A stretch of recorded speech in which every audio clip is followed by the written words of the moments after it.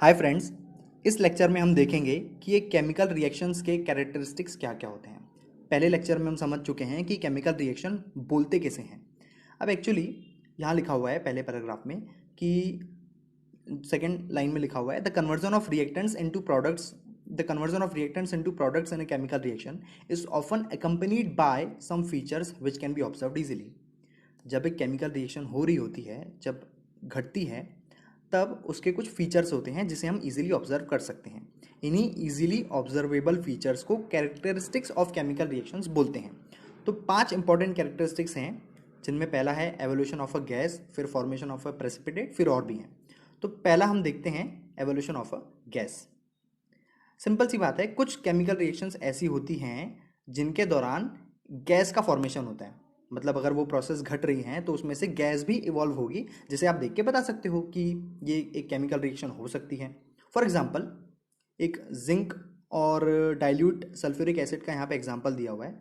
तो इस फ्लास्क में सिंपली क्या किया गया है, जिंक के ग्रेन्यूल्स मतलब कुछ छोटे पीसेस रखे गए हैं और एक डाइल्यूट सल्फ्यूरिक एसिड कुछ मात्रा में डाला गया है, और फिर उसमें से हाइड्रोजन गैस के बबल्स फॉर्म होते हैं।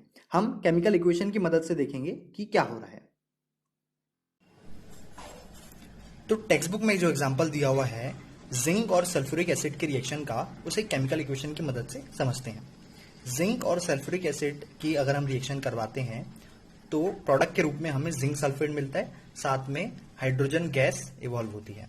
तो गैस का इवॉल्व होना एक और कैरेक्टरिस्टिक है किसी भी केमिकल रिएक्शन का। एक और इंपॉर्टेंट बात नीचे ये लिखी हुई है टेक्स्ट बुक में कि इस प्रोसेस के दौरान हीट भी इवॉल्व होती है। देखते हैं।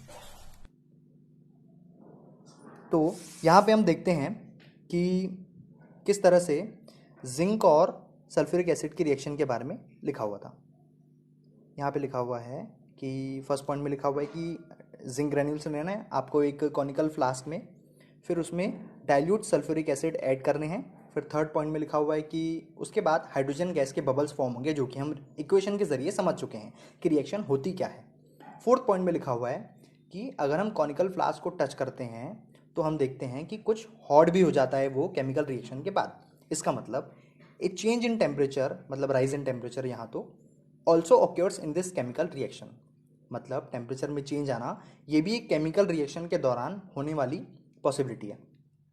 आगे हम देखते हैं कि एक और एग्जांपल है कि जब मैग्नीशियम एक डाइल्यूट एसिड जैसे कि डाइल्यूट हाइड्रोक्लोरिक एसिड या सल्फ्यूरिक एसिड के साथ रिएक्ट करता है, तभी भी हाइड्रोजन गैस इवॉल्व होती है। इसके लिए भी केमिकल इक्वेशन देख लेते हैं। तो ये है मैग्नीशियम और हाइड्रोक्लोरिक एसिड की रिएक्शन, जिसमें इन दोनों रिएक्टेंट से मैग्नीशियम क्लोराइड और हाइड्रोजन गैस हमें एज अ प्रोडक्ट मिल रहे हैं। तो यहाँ भी हाइड्रोजन गैस इवॉल्व होती है। एक और एग्जांपल दिया हुआ है टेक्स्ट बुक में सोडियम कार्बोनेट और हाइड्रोक्लोरिक एसिड के बारे में।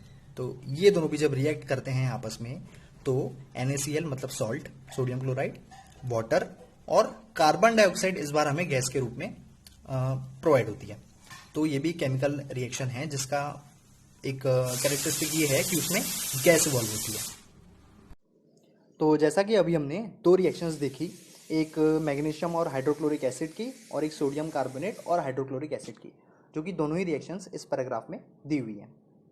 तो आखिरी इस पैराग्राफ की बोल्ड लाइन में लिखा हुआ है कि the chemical reaction between sodium carbonate and dilute hydrochloric acid is characterised by the evolution of carbon dioxide gas.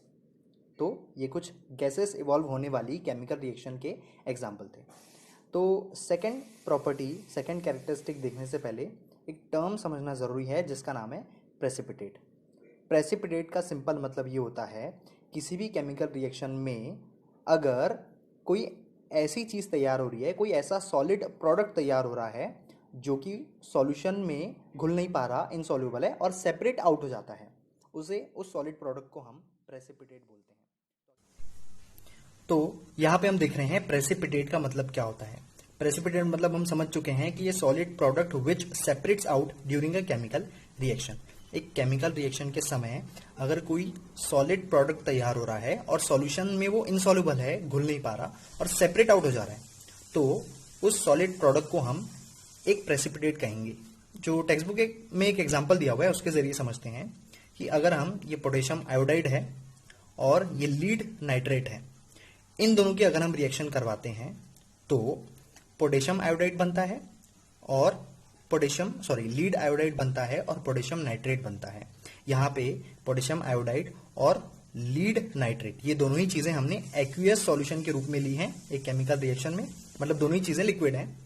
और जो बनने वाले प्रोडक्ट हैं उनमें से एक जो पोटेशियम नाइट्रेट है वो तो एक्वियस है, KNO3 एक्वियस है, लेकिन लीड आयोडाइड एक सॉलिड प्रोडक्ट तैयार हो जाता है जो कि इस सॉल्यूशन में, मतलब पोटेशियम नाइट्रेट रहेगा लिक्विड के रूप में जिस भी जार में हमने प्रैक्टिकल परफॉर्म किया है, और उसमें तैयार होगा लीड आयोडाइड जो कि प्रेसिपिटेट के रूप में नीचे बचा हुआ रह जाएगा, सेपरेट आउट हो जाएगा सॉल्यूशन में। एक इमेज के जरिए समझते हैं सिंपली। यहां पे हम देख रहे हैं पोटेशियम आयोडाइड और लीड नाइट्रेट की रिएक्शन। तो इस इमेज में साफ नजर आ रहा है कि जो लेफ्ट वाला बीकर है सबसे, उसमें हमने पोटेशियम आयोडाइड और लीड नाइट्रेट का सॉल्यूशन लिया है।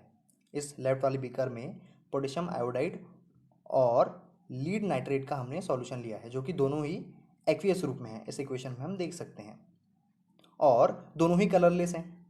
लेकिन जैसे जैसे रिएक्शन होना स्टार्ट होती है, सेकेंड वाले फिगर में हम देख सकते हैं कि येलो कलर का जैसे जैसे हम पोटेशियम आयोडाइड में लीड नाइट्रेट मिलाते जाते हैं तो येलो कलर का एक प्रेसिपिटेट तैयार होते जाता है। बेसिकली ये येलो सब्सटेंस आपका और कुछ नहीं लीड आयोडाइड है जो कि सॉलिड रूप में हमें मिला है।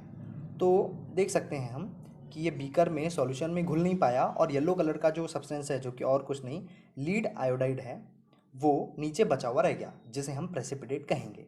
तो ये सिंपल एक एक्सप्लेनेशन था प्रेसिपिटेट को लेके। तो अब हम समझ चुके हैं कि प्रेसिपिटेट मतलब क्या होता है। तो जैसा कि यहाँ पे लिखा हुआ है कि अगर हम एक लीड नाइट्रेट के सॉल्यूशन में पोटेशियम आयोडाइड का सॉल्यूशन ऐड करते हैं एक बीकर में, तो थर्ड पॉइंट में लिखा हुआ है yellow precipitate of lead iodide is formed at once. तो जैसा कि हमने बीकर में देखा कि एक प्रेसिपिटेट फॉर्म हो गया जो कि सॉल्यूशन में सॉल्युबल नहीं था और वो नीचे सेटल डाउन हो गया। तो यहाँ पे जो लीड आयोडाइड है वो प्रेसिपिटेट का रोल प्ले कर रहा है। और फिर नीचे पैराग्राफ में लिखा हुआ है एक और एग्जांपल अगर हम लेते हैं कि dilute sulphuric acid, second paragraph में लिखा हुआ है सेकंड लाइन में, when dilute sulphuric acid is added to barium chloride solution taken in a test tube, उसमें भी एक वाइट प्रेसिपिटेट तैयार होता है जो कि बेरियम सल्फेट होता है। हम एक रिएक्शन की मदद से, केमिकल इक्वेशन की मदद से इसे देखते हैं। तो ये है सल्फ्यूरिक एसिड और बेरियम क्लोराइड की रिएक्शन का एग्जांपल जो कि एक और प्रेसिपिटेट तैयार होने का एग्जांपल है। तो यहाँ पे सल्फ्यूरिक एसिड और बेरियम क्लोराइड अगर हम लेते हैं तो रिएक्शन में हमें प्रोडक्ट के तौर पे बेरियम सल्फेट और HCl प्रोवाइड होते हैं, मिलते हैं। तो HCl यहाँ पे लिक्विड रूप में रहेगा, सॉल्यूशन रूप में रहेगा, लेकिन उस सॉल्यूशन में जो बेरियम सल्फेट है वो व्हाइट PPT के समान नीचे सेटल डाउन हो जाएगा। तो यहाँ पे बेरियम सल्फेट PPT मतलब प्रेसिपिटेट का रोल प्ले कर रहा है। तो ये एक और एग्जांपल था प्रेसिपिटेट फॉर्मेशन का। अब हम शुरू करते हैं third characteristic of the chemical reaction जो कि चेंज इन कलर है। एक सिंपल कैरेक्टरिस्टिक है ये कि कुछ रिएक्शंस होती हैं जिनमें कलर में चेंज आ जाता है। फॉर एग्जांपल यहाँ पे दिया हुआ है सेकेंड सेंटेंस में, when citric acid reacts with potassium permanganate solution the purple colour of the potassium permanganate solution disappears.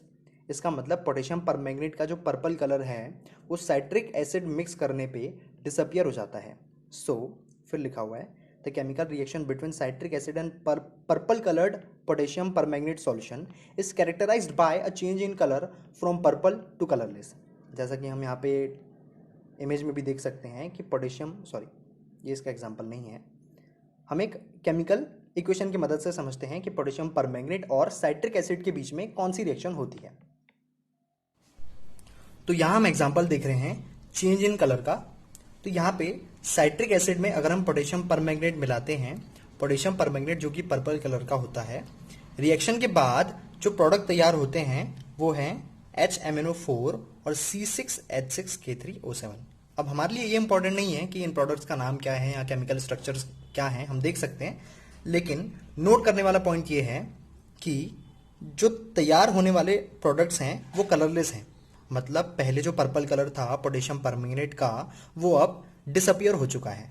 तो ये एक और एग्जांपल है चेंज इन कलर का जो कि कैरेक्टरिस्टिक है केमिकल रिएक्शन का। और इसके बाद टेक्स्ट बुक में एक और एग्जांपल दिया हुआ है जो कि पोटेशियम डाइक्रोमेट और सल्फर डाइऑक्साइड गैस के बीच में है। हमें एक्चुअली इस इक्वेशन में, इस केमिकल रिएक्शन में एसिडिफाइड पोटेशियम डाइक्रोमेट लेना है, इसलिए हमने पोटेशियम डाइक्रोमेट के साथ सल्फ्यूरिक एसिड लिया है ताकि मीडियम एसिडिक हो जाए और उसमें से हमें सल्फर डाइऑक्साइड गैस पास करवानी है। तो बेसिकली जो पोटेशियम डाइक्रोमेट है वो ऑरेंज कलर का होता है। तो जब हम एसिडिफाइड पोटेशियम डाइक्रोमेट में से सल्फर डाइऑक्साइड गैस पास कराते हैं तो प्रोडक्ट के तौर पे हमें पोटेशियम सल्फेट, क्रोमियम सल्फेट और H2O मिलता है। नोट करने वाली बात यह है कि क्रोमियम सल्फेट का जो कलर है वो ग्रीन होता है। तो बेसिकली इस प्रोडक्ट की वजह से सॉल्यूशन का जो ऑरेंज कलर था वो ग्रीन में कन्वर्ट हो चुका है। तो ये सिंपली एक और एग्जांपल था कि किस तरह चेंज इन कलर एक इंपॉर्टेंट कैरेक्टरिस्टिक है किसी भी केमिकल रिएक्शन का।